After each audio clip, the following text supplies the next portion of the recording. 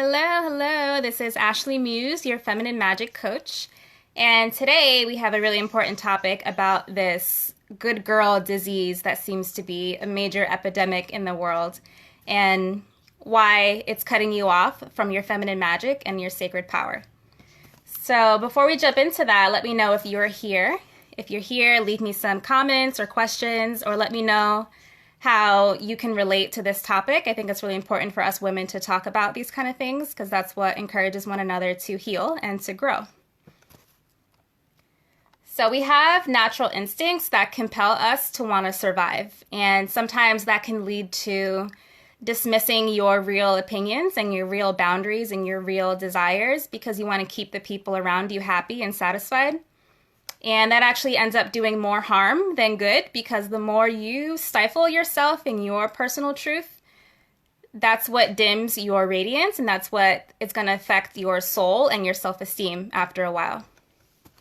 And a lot of women wonder why they feel so resentful and so unappreciated a lot of the time. And a lot of the times that's because you're not actually owning your truth. You're not actually speaking up for yourself. You're not actually owning what you want in life. And that can definitely lead to a lot of feelings around, being resentful and feeling unappreciated and feeling angry. And this pattern most likely started in your childhood.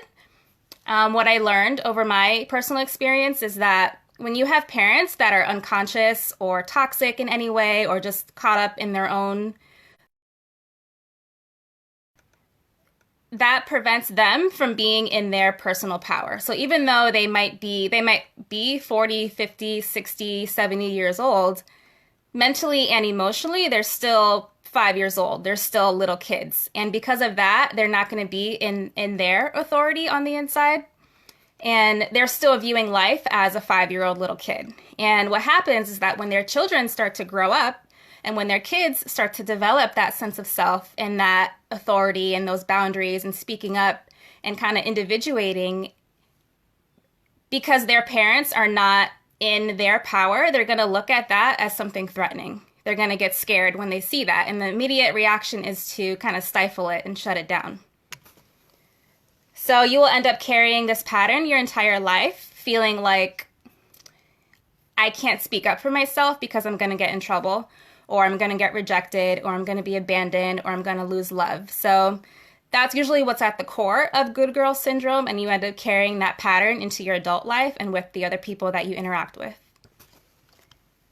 And I definitely picked up this pattern in my childhood, with my dad. He had his own alcohol and drug issues, and because of that, it really prevented him from being able to be fully responsible for himself and with his duties as a father. So, there was constant issues with him keeping his word and keeping his promises or picking me up on time.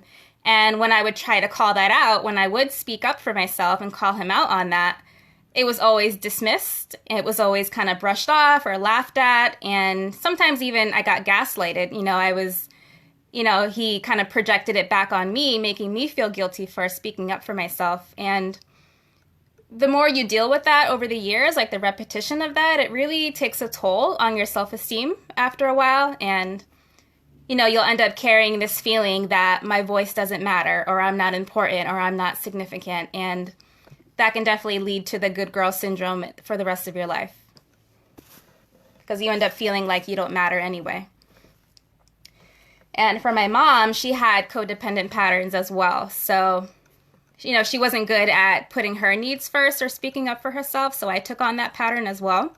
And, she had a pattern of kind of doing things for people because she felt bad for them. And I ended up doing that in my life as well, with a lot of friendships and especially with relationships as well. I had a pattern of kind of sticking with men that I didn't actually like or love or care about, but I would be around them because I felt guilty or I felt bad for them, but it wasn't because I actually liked them. And that was a pattern for me for a long time. So if you can relate to any of that, let me know. Leave me a comment or a question down below, because I think it's really important for us to share our experiences around things like this.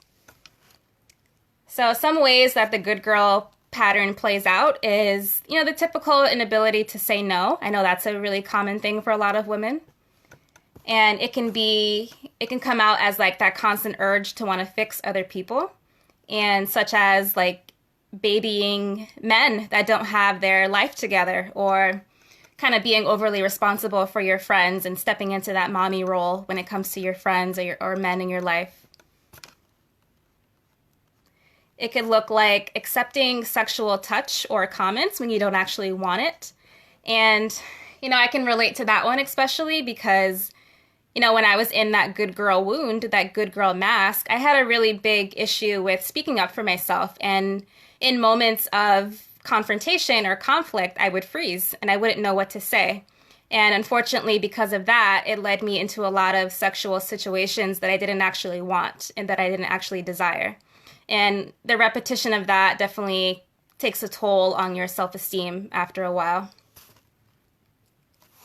It could look like avoiding certain conversations or asking certain questions to avoid conflict with people and confrontation. It can look like pretending to be something that you're not, whether it's being overly positive, or even, some women take on this bitchy mask as well. And that can actually also be a manifestation of the good girl mask because you're not actually being yourself with either one of those things. And it's interesting how the good girl syndrome can manifest as like that resting bitch face, or, that bitchy persona some women take on, because you're still not actually being yourself. It's just a persona and a mask that you're taking on. And, people can still see through it. It's still going to attract what you don't want. And you can tell that you're in a good girl mask if you find yourself saying things like, oh, I did everything for them, how come they don't like me? Or, oh, I'm so nice, I'm such a nice girl, how come they don't love me, they don't want to be with me? And, a piece of wisdom on that is that it's actually objectifying yourself when you do that, because you're more than just nice. You're more than just a pretty, nice face. Like there's more to you than just being nice. So you don't want to objectify yourself in that way. You really have to come to the understanding that it takes deeper things to inspire like connection with people, or respect or love with people. So that's a good thing to remember, and it shows that when you say things like that, it shows that your intentions weren't coming from the right place because you had an agenda behind it. If you're only doing nice things because you want that validation in return, or you're trying to get something in return, that's actually not innocent. That's actually kind of manipulative as well. You're better off learning how to express your genuine, authentic self. Because when you do that, when you stand in that type of energy, that's what's going to attract the type of love that you want and the type of connections and friendships that you want in life. And I had to call myself out on that at one point, because I used to always wonder, like, oh, I'm such a nice girl, I'm such a good girl, I'm so innocent, how come I keep attracting manipulative people? But the hard truth about that is, like, when you're in that good girl persona, that's actually very manipulative as well. It's a very covert, undercover way of manipulating, but you're still trying to manipulate the outcome and manipulate other people by putting on like that persona and try and like change people's perception of you. And because the real authentic you at your core has a voice, and she has boundaries, and she has opinions and values and an authentic way of living. And when you hide that and you take on this this good girl mask and this good girl persona, you're going to align with other manipulative people, because you both have the same wound underneath all of that, which is that I'm not good enough wound. So how do you heal all of that? Is you have to pretty much demolish that part of you. You have to begin to face it, for one. You have to discover the root cause of it, which is most likely some kind of childhood stuff going on, and dissolve that pattern. And then also learn new skills on how to speak up for yourself and on how to ignite that inner warrior within you that's going to start to come out to protect you. And the warrior within you is the part of you that has the ability to say no, the part of you that has the ability to have boundaries and to speak up for yourself. And when you carry that type of trust and power within yourself, that's what's going to repel low quality people that are trying to manipulate or use you in any way. And it'll be very rare that anyone tries to mess with you when you hold that type of power in your body. Because it's all about energy. You know, if you have that, carry that feeling of being able to trust yourself and having the ability to speak up for yourself if needed, you know, that type of energy is what commands the respect from other people. And it's very rare that you're going to attract people who want to manipulate or use you in any way.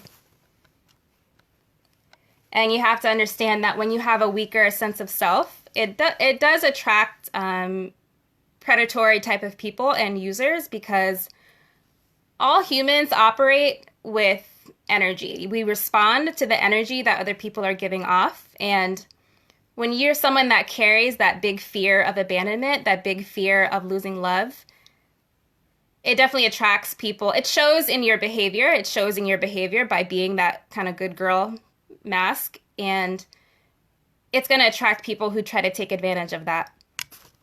So you can tell if you're someone that has abandonment issues. Like if you are someone that has a fear of abandonment, you can tell by the way your attachment style is.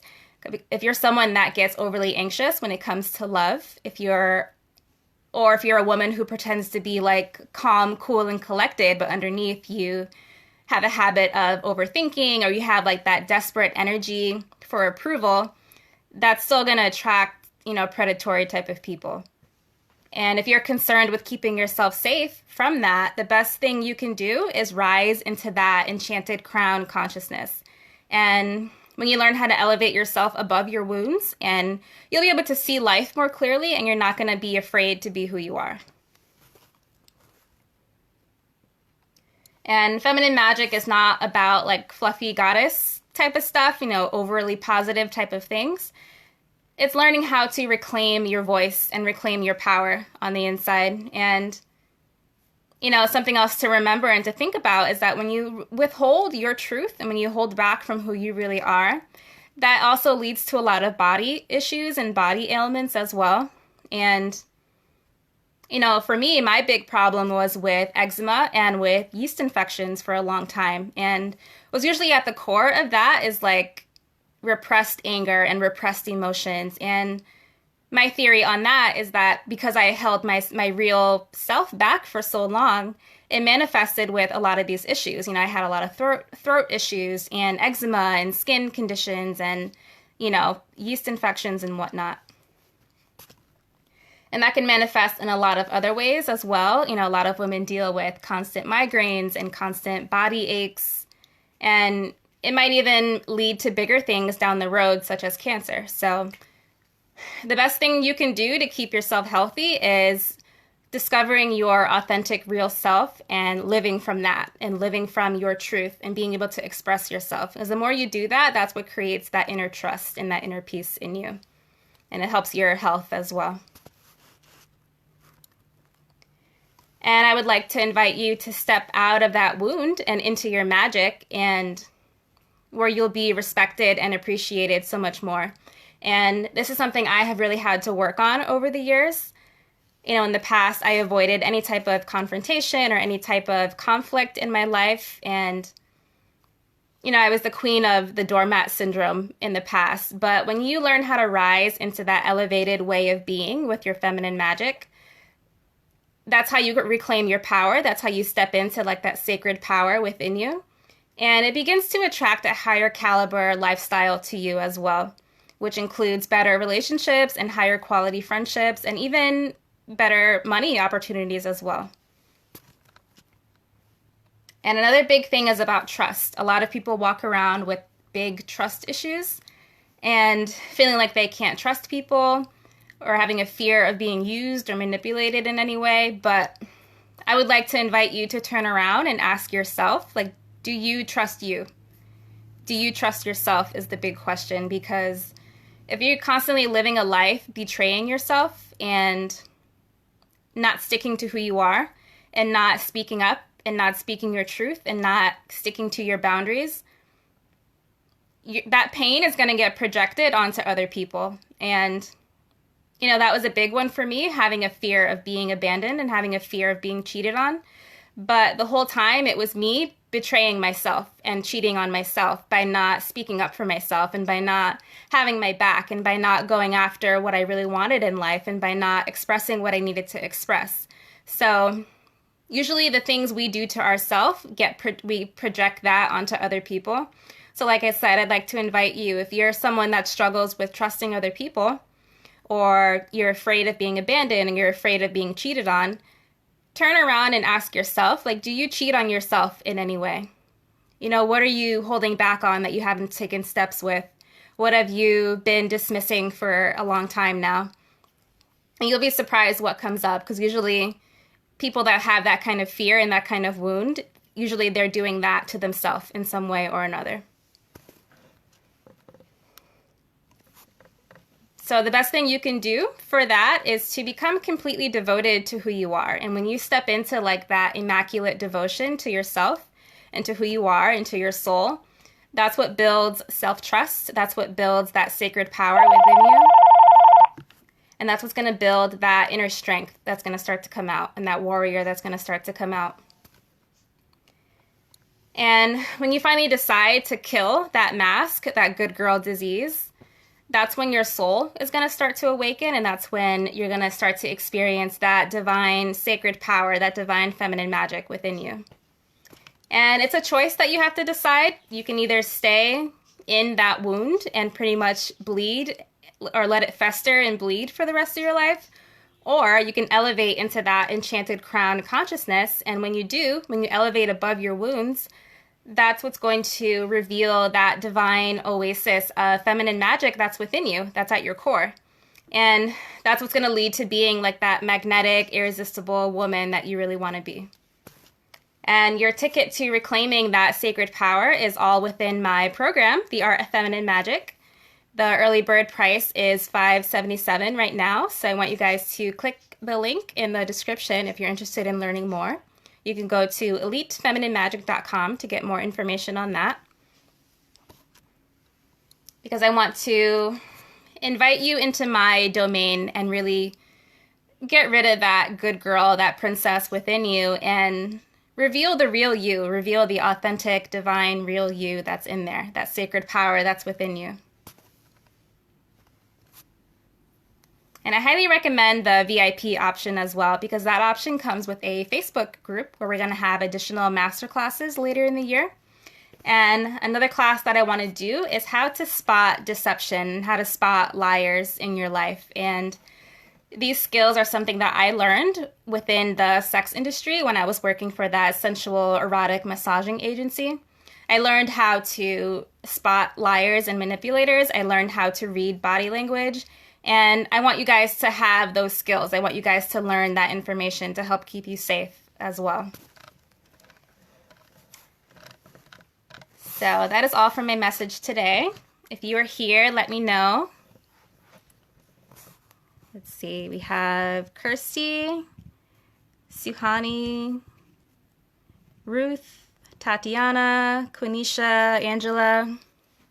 If you guys have any questions, let me know. Or if you're watching the replay, you can let me know that as well.